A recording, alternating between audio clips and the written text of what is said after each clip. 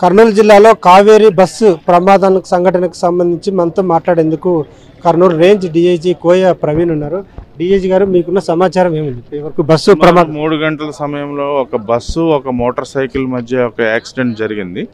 ఆ క్రమంలో ఆ మోటార్ సైకిల్ ఏదైతే ఉందో బస్సు కిందకి వెళ్ళిపోయి బస్సు కొంత దూరం పాటు ఆ మోటార్ సైకిల్ని ఈడ్చుకుంటూ డ్రాగ్ చేసుకుంటూ వచ్చింది. ఆ క్రమంలో ఇప్పుడున్న మనకున్న ప్రాథమిక అంచనా ప్రకారం మోటార్ సైకిల్ యొక్క ఫ్యూల్ ట్యాంక్ నుంచి ఈ యొక్క మంటలు వ్యాపించడం జరిగింది. సో దానివల్ల విత్ ఇన్ మ్యాటర్ అప్పుడు ఒక ప్రత్యక్ష సాక్షి కూడా ఒకరు ఉన్నారు. అది చెప్పడం ప్రకారం చూస్తుండగానే మొత్తం బస్సు అంతా మంటలు వ్యాపించాయి. సో ఈ యొక్క బస్సు మెయిన్ డోర్ కూడా ఓపెన్ అవ్వలేదు. ఎంతమంది అయితే సర్వైవర్స్ ఉన్నారో అందరూ కూడా బస్ గ్లాసెస్ పగలగొట్టుకుని తర్వాత బయట ఉన్న వాళ్ళ సహకారంతో 19 మంది ప్రయాణికులు, 2 పిల్లలు, 21 మంది ప్రయాణికులు సురక్షితంగా ప్రస్తుతానికైతే బయటపడ్డారు. ఇప్పటి వరకు ఐడెంటిఫై అయిన ఎన్ని డెత్స్ అండి? అదే నెంబర్ ఆఫ్ డెత్స్ అనేది మనకున్న మేనిఫెస్ట్ ప్రకారం 20 పీపుల్, అదే 11 డెడ్ బాడీస్ కనిపిస్తున్నాయి. ఇంకా 9 మెంబర్స్ అనేది బాడీస్ ఉన్నాయా లేకపోతే వాళ్ళు బయటపడ్డారు అనేది ఇప్పుడు మనం నిర్ధారించవలసి ఉంది. ఇప్పుడున్న ప్రాథమిక సమాచారం వరకు ఈ బస్సు ఇన్సిడెంట్కి కారణం ఏంటి? రోడ్ ఇది యాక్సిడెంట్ అండి. బైక్ నుంచి మంటలు ఏదైతే ఉన్నాయో వ్యాపించడం వల్ల బస్సు వెంటనే విత్ ఇన్ క్షణాల్లో బస్సు అంతా కూడా మంటలు వ్యాపించాయి. ఓకే, డ్రైవర్ మన అదుపులో ఉన్నాడు. డ్రైవర్ నుంచి ఎలాంటి ఫీడ్బ్యాక్ ఉంది సార్? ఒక డ్రైవర్ ఉన్నారండి. అంటే ఎవరైతే బస్సులో పడుకున్న డ్రైవర్ మన అదుపులో ఉన్నారు. ఎవరైతే ఆ సమయంలో వాహనం నడుపుతున్నారో అతను సురక్షితంగా ఉన్నాడు, కానీ మన అదుపులో లేరు. అతను కూడా భయాందోళనలకు గురై ఎక్కడైనా ఉండొచ్చు, వస్తారు. ఈ బస్సు కండిషన్కి సంబంధించి ఎలాంటి సమాచారం? అవి ఇంకా అంతవరకు వెళ్ళలేదండి. సరే, బస్సు ఒక్కసారిగా ఇంత పెద్ద ఎత్తున మంటలు వ్యాపించడానికి ఏమైనా కారణాలు, ఏమైనా ఏసీ ఇలాంటి లోపల ఉన్న మెటీరియల్ కారణం ఏమైనా? అదే కంబస్టిబుల్ మెటీరియల్ అండి. బస్సులో ఉన్నదంతా కూడా పాలిస్టరు, పాలిథిన్ అంతా ఉంది.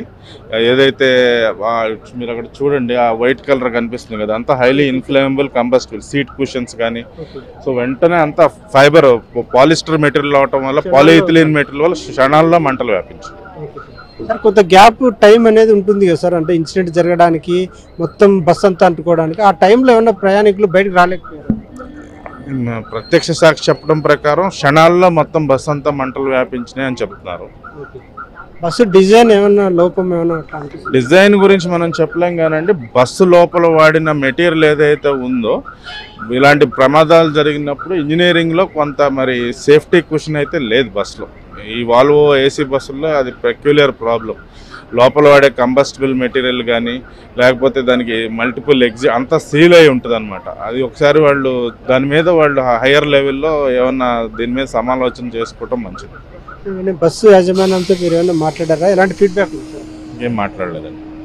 గవర్నమెంట్కి ఎలాంటి నివేదిక ఇచ్చారు సార్? గవర్నమెంట్ నుంచి మీకు ఏమైనా? ఇంకేం లేదండి. ఇంకా అంతా వివరాలన్నీ ప్రాథమికంగా ఉన్నాయి. ఇంకా పూర్తి వివరాలు కానీ ఏమీ లేదు.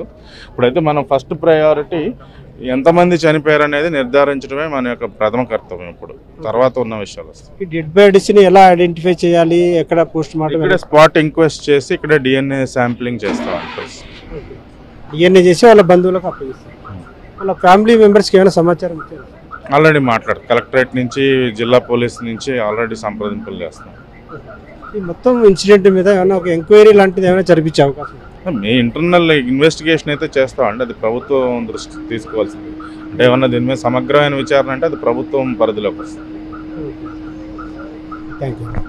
ఇది కర్నూలు రేంజ్ డీఐజీ కోయ ప్రవీణ్ చాలా స్పష్టమైన వివరణ ఇచ్చారు. కర్నూలులో ఈ కావేరీ ట్రావెల్స్ బస్సు ప్రమాదానికి సంబంధించిన పూర్తి వివరాలు TV9 ద్వారా ఆయన పూర్తిగా అందజేయడం జరిగింది. బస్సులో కొన్ని సేఫ్టీ మెజర్స్ కూడా లేవు అని తమ దృష్టికి వచ్చిందని చెప్పి చాలా క్లియర్గా చెప్పాడు. తర్వాత ఈ బస్సు ఇన్సిడెంట్ గురించి, తర్వాత డ్రైవర్ నుంచి ఎలాంటి ఫీడ్బ్యాక్ వచ్చింది, ఎంతమంది డెత్స్ ఉన్నాయి, ఎంతమంది ఇంజురీస్ అయినాయనే వివరాలన్నీ కూడా పూర్తిగా అందించారు. తదుపరి నెక్స్ట్ అప్డేట్స్ గురించి పూర్తిగా ఎప్పుడు అప్ టు డేట్ TV9 అందించే అవకాశం అయితే ఉంది. ఇది ఇక్కడి తాజా పరిస్థితి. కెమెరా పర్సన్ వీరేష్తో నాగిరెడ్డి, TV9 కర్నూలు.